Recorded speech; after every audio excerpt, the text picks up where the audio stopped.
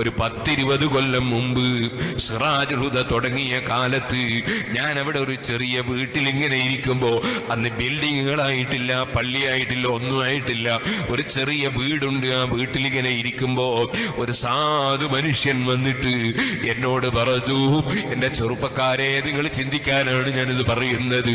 അദ്ദേഹം പറഞ്ഞു, ഉസ്താദേ, നിങ്ങൾക്ക് എന്നെ അറിയാമോ? എനിക്ക് പെട്ടെന്ന് മനസ്സിലായില്ല.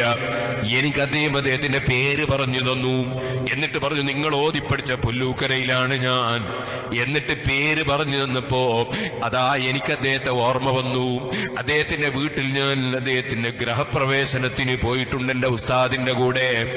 സുബ്ഹാനല്ലാഹ്, അന്ന് അത്രയും പ്രൗഢിയുള്ളൊരു വീട് ആ രാജ്യത്തില്ല, നാട്ടിലില്ല. സുബ്ഹാനല്ലാഹ്, വലിയ വീടാണ്. ഞങ്ങളന്ന് ചെന്ന് അവിടുന്ന് ദുആ ചെയ്തൊക്കെ എനിക്ക് ഓർമ്മയുണ്ട്. അദ്ദേഹത്തിന്റെ കാറിൽ ഒരു ദിവസം ഞാൻ ബഹുമാനപ്പെട്ട ഉസ്താദിന്റെ വീട്ടിലേക്ക് പോയതും എനിക്ക് ഓർമ്മയുണ്ട്. സുബ്ഹാനല്ലാഹ്, അദ്ദേഹവുമായി എനിക്ക് പരിചയമുണ്ട്. അദ്ദേഹം എന്നോട് പറഞ്ഞു, എന്റെ ഇപ്പോഴത്തെ അവസ്ഥ നിങ്ങളറിയോ? എന്റെ വീട് ഞാൻ വിറ്റുപോയി. എനിക്ക് ഒരുപാട് വാഹനമുണ്ടായിരുന്നു, ബസ് ഉണ്ടായിരുന്നു, വിറ്റുപോയി. എനിക്ക് ഖത്തറിൽ വലിയ ബിസിനസ് ഉണ്ടായിരുന്നു, എല്ലാ ബിസിനസ്സും പോയി. ഇപ്പോൾ ഞാൻ നിങ്ങളോട് പറയട്ടെ, ഞാൻ അങ്ങകലെ ഒരു സ്ഥലത്ത് താമസിക്കുകയായിരുന്നു ഭാര്യ മക്കളോടുകൂടെ. ഇപ്പോൾ ആ ഭാര്യയും മക്കളും കുറ്റ്യാടി ടൗണിൽ നിൽക്കുന്നുണ്ട്.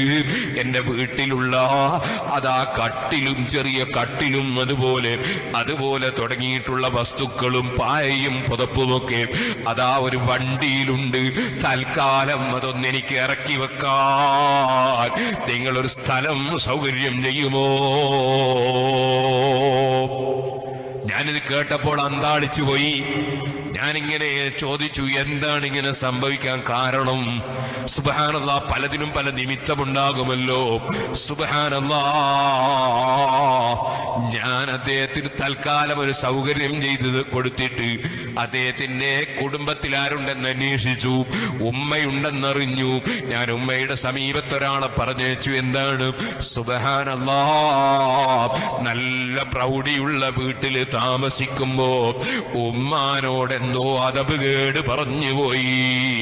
ഉമ്മാമ ചെറിയ കുട്ടിയെ നിലത്ത് വെച്ചപ്പോൾ ഉമ്മാമയോടൊരൽപ്പം കസർത്ത് സംസാരിച്ചു പോയി. ഉമ്മ ആ വീട്ടിന്റെ മുറ്റത്തോ മറ്റോ തുപ്പിപ്പോയപ്പോൾ അതിനെ വല്ലാത്ത ഗൗരവത്തിൽ ചോദിച്ചു പോയി.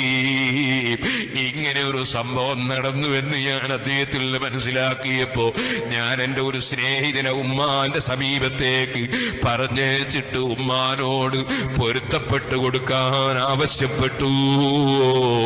എന്റെ ചെറുപ്പക്കാരെ, ഉമ്മ ബാപ്പയുടെ പൊരുത്തം അതൊരു വലിയ കാര്യമാണ് കേട്ടോ, വലിയ സംഗതിയാണ് കേട്ടോ. നമ്മൾ എത്ര വലിയ ഡോക്ടറായാലും, എഞ്ചിനീയർ ആയാലും, പണ്ഡിതനായാലും, എത്ര വലിയ പണക്കാരനായാലും, എത്ര വലിയ അധികാരിയായാലും ഉമ്മ ബാപ്പമാരെ വല്ലാതെ പരിഗണിക്കണം കേട്ടോ. അവരെ പൊരുത്തം വേണം കേട്ടോ. അത് ദുനിയാവിലേക്കും ആഖിറത്തിലേക്കും വലിയ സമ്പാദ്യമാണ്.